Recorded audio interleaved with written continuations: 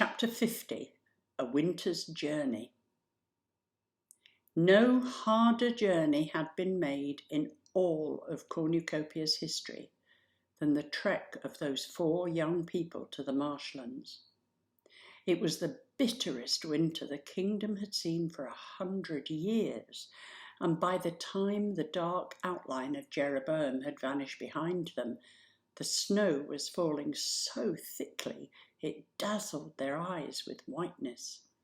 Their thin, patched clothes and their torn blankets were no match for the freezing air, which bit at every part of them like tiny, sharp-toothed wolves. If not for Martha, it would have been impossible to find their way, but she was familiar with the country north of Jeroboam, and in spite of the thick snow now covering every landmark, she recognised old trees she used to climb, odd-shaped rocks that had always been there, and ramshackle sheep sheds that had once belonged to neighbours. Even so, the further north they travelled, the more all of them wondered in their hearts whether the journey would kill them, though they never spoke the thought aloud.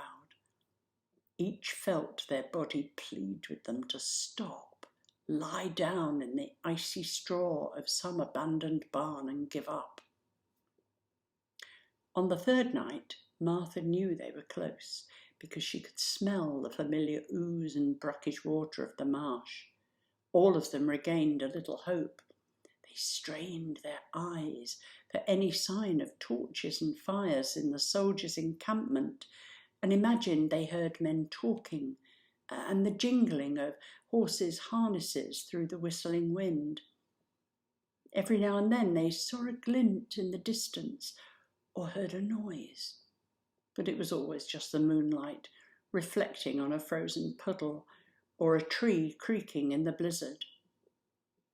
At last they reached the edge of the wide expanse of rock, marsh and rustling weed, and they realised there were no soldiers there at all.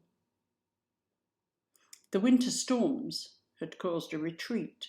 The commander, who was privately certain there was no Ickabog, had decided that he wasn't going to let his men freeze to death just to please Lord Spittleworth, so he'd given the order to head south, and if it hadn't been for the thick snow, which was still falling so fast it covered all tracks, the friends might have been able to see the soldiers' 5-day-old footprints going in the opposite direction. "Look," said Roderick, pointing as he shivered.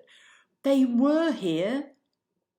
A wagon had been abandoned in the snow because it had got stuck, and the soldiers wanted to escape the storm quickly. The foursome approached the wagon and saw food. Food such as Bert, Daisy and Roderick remembered only from their dreams, and which Martha had never seen in her life.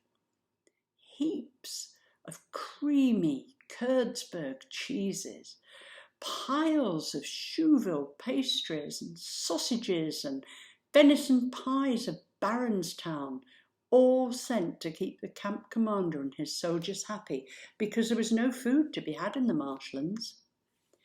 Bert reached out numb fingers to try and take a pie, but a thick layer of ice now covered the food and his fingers simply slid off. He had turned a hopeless face to Daisy, Martha and Roderick, all of whose lips were now blue. Nobody said anything. They knew they were going to die of cold on the edge of the Ickabog's marsh, and none of them really cared any longer. Oh, Daisy was so cold that to sleep forever seemed a wonderful idea. She barely felt the aged chill as she sank slowly into the snow. Bert sank down and put his arms around her, but he too was feeling sleepy and strange.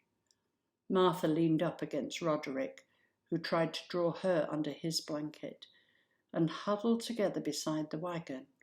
All 4 were soon unconscious, and the snow crept up their bodies as the moon began to rise. And then a vast shadow rippled over them.